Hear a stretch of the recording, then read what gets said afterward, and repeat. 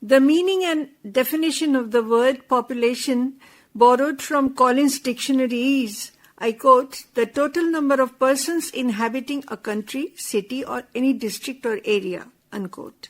It also holds further, I quote, population is the body of inhabitants of a place, unquote. Such calculated data of numbers can also be used to signify the population of many other things in nature existing around humans like animals, big and small. However, presently we are concerned with the population of human beings and that too of India.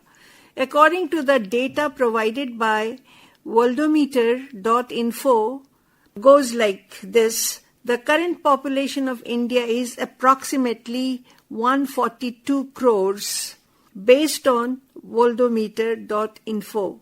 It is elaboration of the latest United Nations data. Further, it says Indian population is equivalent to 17% of the total world population.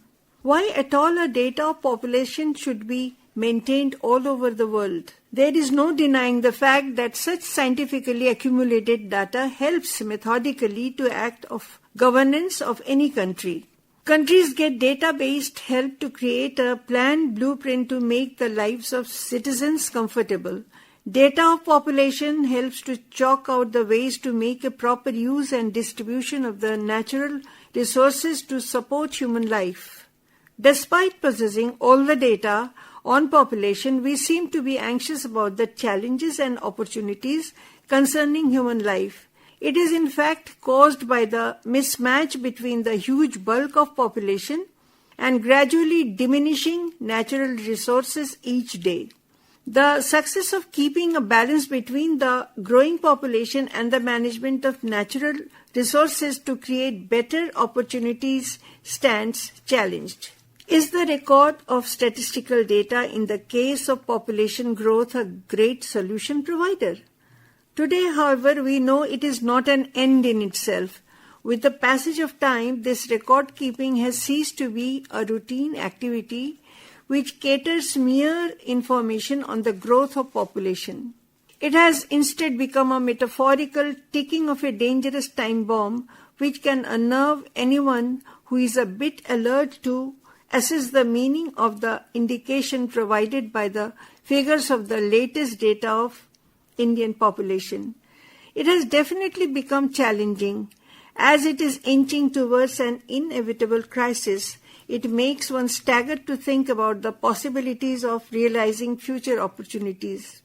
In the middle of the year 2023, our country has obtained the label of being the most populous country, leaving behind China. Definitely, winning this competition does not promise laurels.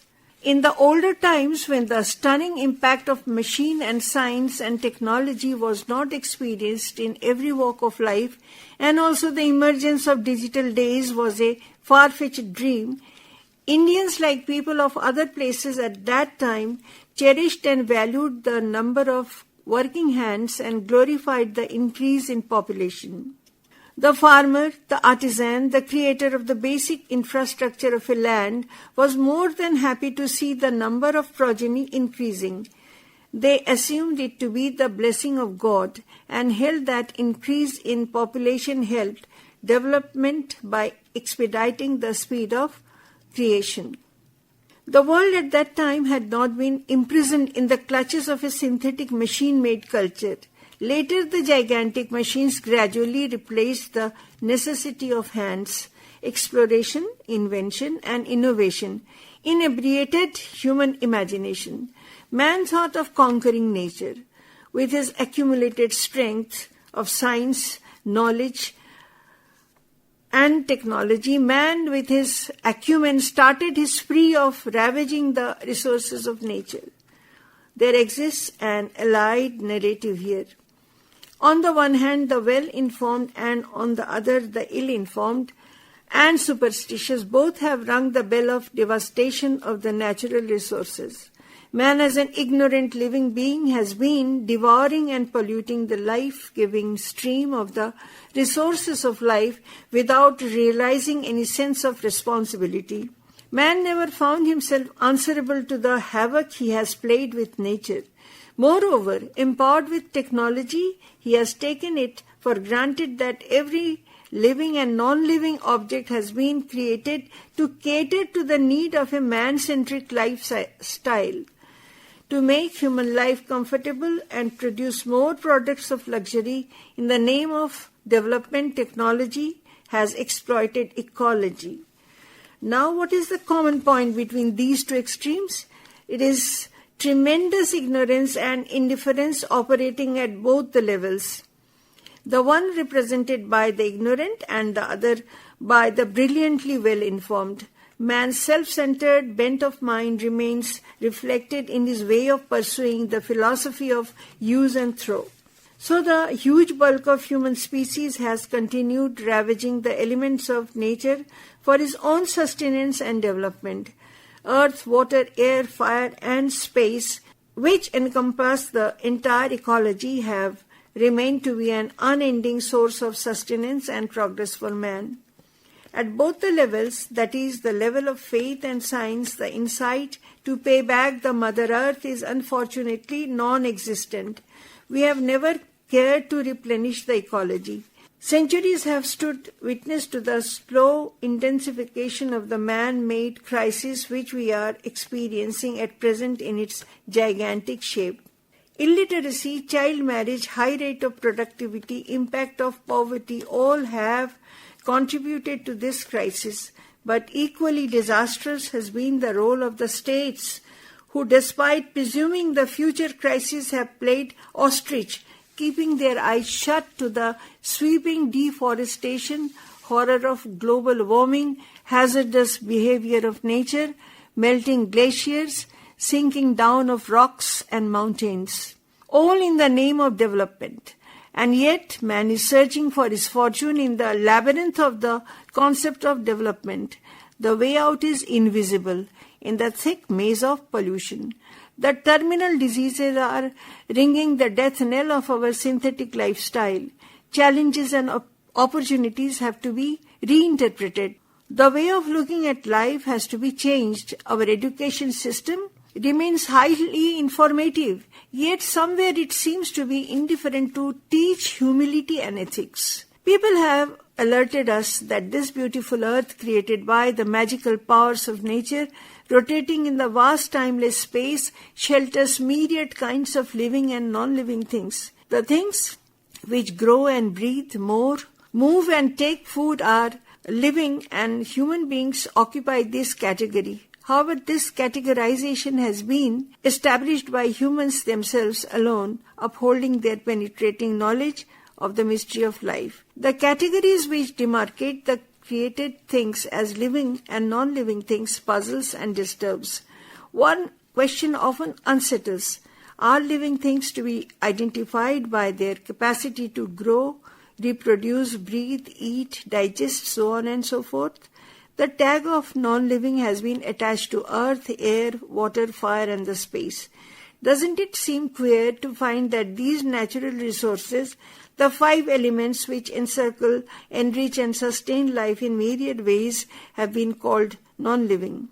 This perspective, despite the approach of great scientists, becomes questionable. How can the non-living water sustain the life of a living being? The present submission is that man's nonchalant arrogance towards the invaluable greatness of the 5 elements is hugely responsible for the crisis caused by population. However, the gloom of crisis cannot subdue man's fight for opportunities. He dreams of a future which will be hassle-free and prosperous. To attain this goal, he applies the tools of his socio-political and economic thinking. The Indian context, with its acquisition of 17% of world population, and that too largely made of youth, cherishes immense hope to change the given ambience of Indian life into a dynamic one. The present government of India has chosen to taste the outcome of liberalization and globalization. It repeatedly underlines its policy that India has to become self-reliant. It has been repeatedly underlined. the value of the local is higher than that of the global. The modern youth seems to have been pushed into the whirl of a capitalistic world order. This fresh transition calls the youth to be self-reliant, pursuing different types of business. These are startups to be started by individual entrepreneurs. They make them take loan from banks to be used as capital.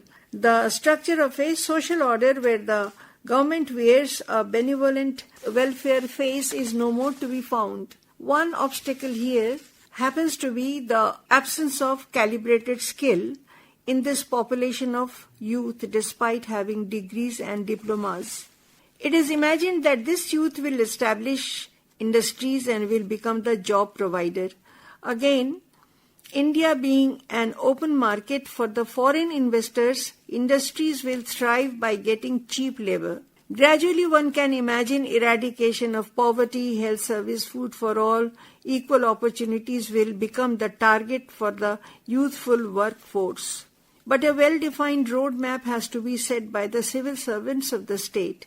Perhaps here the intervention of public-private collaboration may be the best way out. Otherwise one feels that the evil result of laissez-faire, that is leave alone or let you do, economy may strike back with its callousness. It bears the principle that the less the government is involved in the economy, the better off business will be, and by extension society as a whole will prosper. Privatization has been the beginning and India is definitely searching its future in free market capitalism. Yet checks and balances are equally important to protect the fresh generation of youth ready to pursue its opportunities. Thank you.